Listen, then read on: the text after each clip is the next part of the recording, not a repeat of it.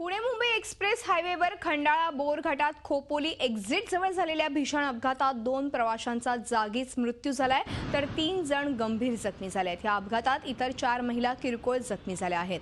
कर्नाटकहून मुंबईकडे जाणाऱ्या प्रवासी बसला आज सकाळी 8:15च्या सुमारास हा अपघात झाला। बसचे ब्रेक निकामी झाल्याने चालकाने बस दोन्ही लेनच्या मध्ये असणाऱ्या पुलाच्या कठड्याला धडकावून थांबवण्याचा प्रयत्न केला, मात्र बस धडकल्यावर बसच्या केबिनमध्ये बसलेले 4 लोक काच फुटून पुलाखाली दरीत कोसळले।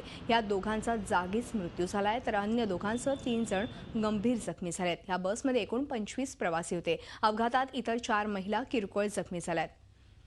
आणि ह्या संदर्भातला आढावा घेतला आमचे प्रतिनिधी विशाल पडाळे यांनी।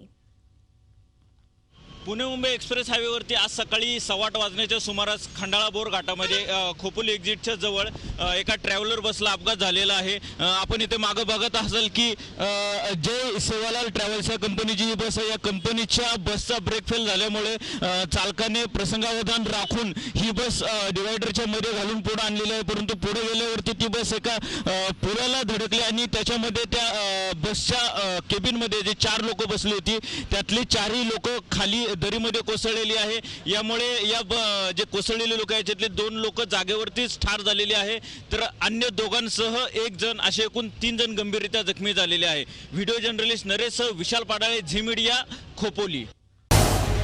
झी 24 तास रहा एक पाऊल पुढे।